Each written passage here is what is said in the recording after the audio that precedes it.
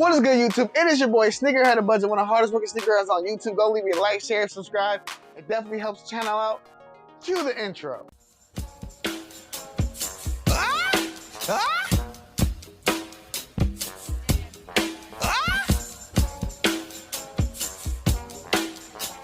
I got suspended. Again, what's up, Budget Fan? It is your boy here, and I'm here to talk about one shoe, and one shoe in particular, and that is the Air Jordan 1 Rebellionaires. Your boy just got them in. I ordered them way back when, back March 12th, when they started releasing over there in Europe, and you know, it took a minute for them to get here. I ordered them off GOAT. I have a separate story on that with my first experience with GOAT, and we'll talk about that, because damn. But back to the main thing, we're gonna talk about why the Jordan 1 Rebellionaire is one of the dopest shoes of 2022, and you need to get your hand on a pair. Now, again, buy what you like. You know how we do it on this channel. But again, I've seen a lot of hate on the shoe. I also seen a lot of love on the shoe. I just wanna shed some light on why this shoe in particular is actually really dope.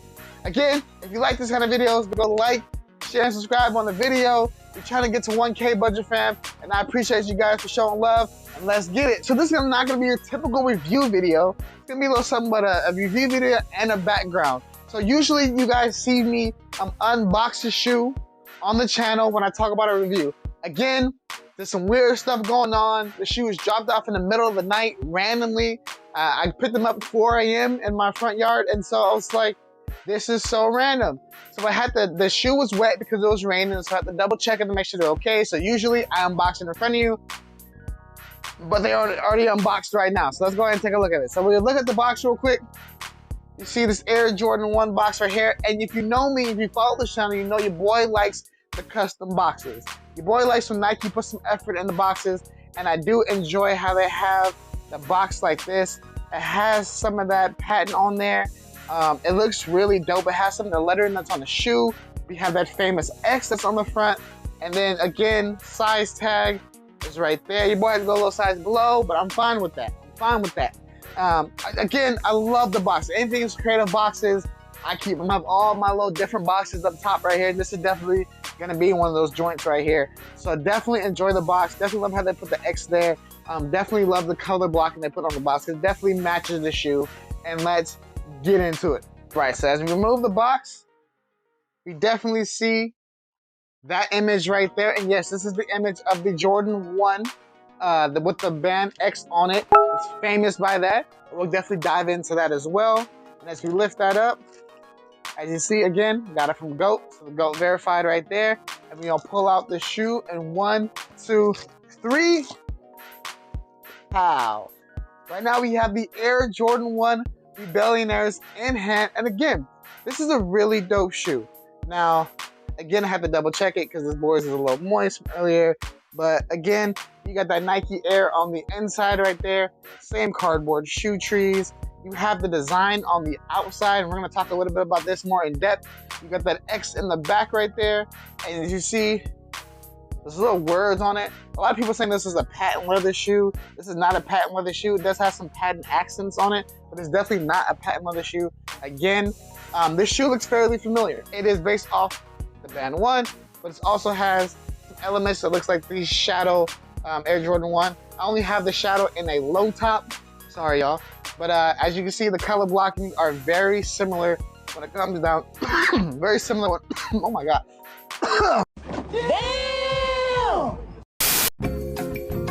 Very similar when it comes down to it, as you see it right there. So yeah, definitely, there it goes right there. But as you look at it, look at the shoe.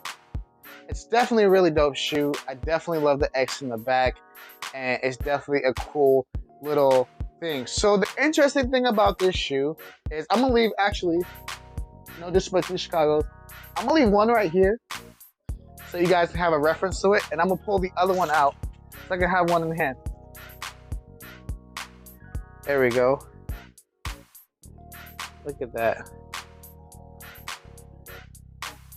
There you go. So I think, I was about to say, did I get jacked my extra laces? They tossed the extra laces on the inside. So you get white laces as an additional that comes with the shoe. I will probably still stick with the black. and I see some people switch it to gray, which is really dope as well. But let's get into why this shoe is really dope.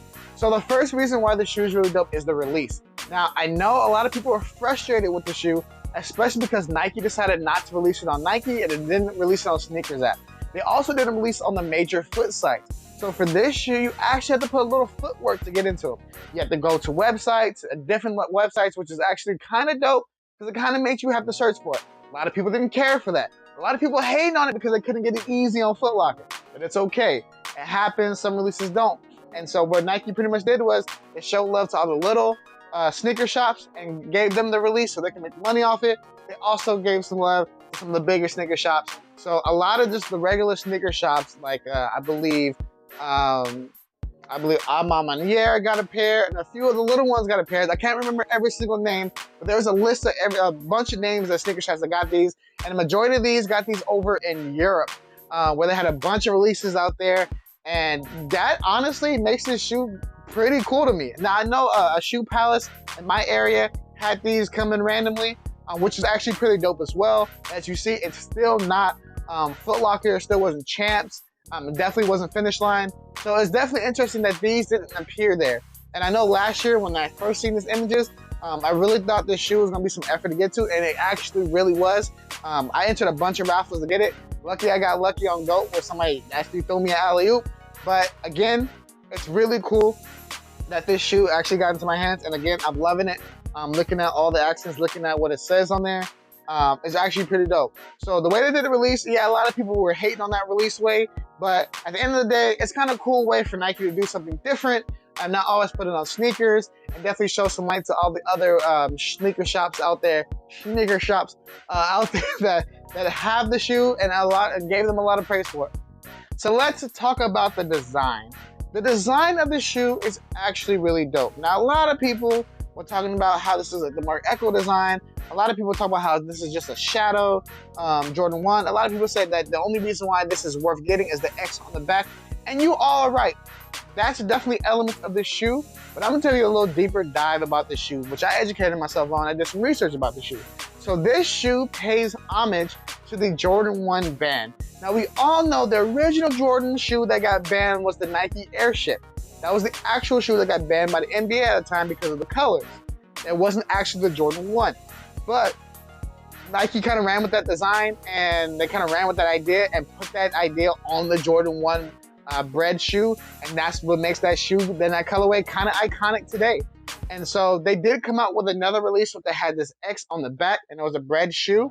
And so typically what this shoe is, it is to pay homage to that actual Jordan 1 shoe. So what they did was they took the Jordan 1 and they removed the color from it. So if you ever get like a picture website or anything like that where you can edit photos, get a bread Jordan 1 and kind of remove the hue color from it, and then see it will turn into this, which is pretty cool. Now a lot of people say, okay, why does that make that cool? They did that because the reason why the NBA wanted to ban that colorway, so they wanted to remove the color, pretty much signifying that, and it was rebellious nature. They removed the coloring from the shoe to let the red X stand out more because that shoe was supposed to be banned. So the NBA wanted to take away the color of the bread 1, and so they did that with this shoe, and then they pretty much emphasized the red X in the back, pretty much letting you know that shoe was banned, and how the NBA tried to remove the color from it. On the top of the shoe, it says they can't stop you from wearing these, and that is, they can't stop you from wearing them. Let me correct myself. They can't stop you from wearing them. And that is also the homage for Nike paying the fines for Jordan to wear this shoe on the court. Well, typically not the shoe, but you get the idea. To wear the shoe on the court, Nike was wearing the fines. Because pretty much Nike was saying, hey, they can't stop you from wearing them. We're just going to pay the fine and you're just going to wear the shoe. So that's where this comes from. It stems from them removing the color, because that's what the NBA said. They said no coloring like that. So they removed the color from them, and the wording all over the shoe. You can see the wording on the upper right here. You can see the wording on the toe box, and pretty much it just signifies that they can't stop you from wearing them. The NBA tried to stop Jordan from wearing the shoe, and they couldn't stop him. So when it comes to this shoe, they can't stop you as well. They can't stop you from wearing them, and this red X in the back signifies the significance of the band 1 and what that did for this shoe, and how pretty much this is to pay homage for it. Now, believe me if you want, but Nike did release a video on Sneakers that pretty much also explaining the exact same thing. And then I also did some research on looking at else. Now, it's actually really cool that they did that, and I actually really love the shoe for it because it's something different. Now, a lot of people are like, oh, it's just wording and it's just this and that. I actually think it's really cool, and I actually really love a shoe with a concept. Not every shoe needs a story. We already been through that before. But when you do get a concept and somebody does break it down like that, I'm actually interested. I'm actually into it. And that's what pretty much put me into the shoe, is the design detail of that actually really got me into it. And that was really dope feature when they talked about it, the reason why they made the shoe like that. So this shoe in itself is a rebellion of itself. They removed the color from it, they put wording on it, they put the X in the back, and essentially this is a rebellious shoe. Why is this a rebellious shoe? Because even though I see in the comments, people not liking this shoe because of design, people not liking the shoe because of the color, people saying this give me a new OG shouter, people say this give me a new bread with the X in the back. It's a rebellion of the shoe. It's a rebellion of itself. It takes away from the bread one in the back in the days that was rebelling of itself, and this shoe is actually rebelling against itself. Call me for overthinking it, but I think the idea is really super dope, and I like how they came up with the concept of this, the design team. And again, the X in the back, the way the shoe looks, they really put some effort in this. It's gray on the bottom. Some people say they would like the red at the bottom. I don't think so. I think just having this red in the back definitely signifies what this shoe was supposed to mean. And I think that's really dope concept that Nike came up with. All in all, I think this is a really dope shoe. I think Nike put really work in it. And I know right now the resale for the shoe is kind of low. I think it's in the high 200s now, low 300s. But I think with that being said, next year and after that, this shoe is really gonna come up. If you're gonna stock this shoe, it's a really smart idea to do so. Because I think once the concept comes out, people start actually understanding the shoe. And again, that's what a lot of shoes happen. They come out like really low, and then it's gonna just skyrocket. So again, this is definitely a shoe that I would put your hands on if you can get your hands on them. If not, try, man. I think this is really dope, and I think it's a really dope shoe. I'm definitely gonna put some outfits to it. Again, I appreciate you guys for watching the video. You can definitely check out my video on how my experience was with GOAT, because I will be posting that up because it was a weird experience. Also, definitely check out the social medias. Definitely subscribe if you like content like this. We're trying to get to 1K budget fam. I appreciate y'all for rocking with me. I'm definitely gonna be rocking the shoe, so check it out on social media when I be putting outfits together. And again, it's your boy Sneaking on a Budget. Let's do it. Peace. Hope you love all of my shit. I hope you love all of my shit.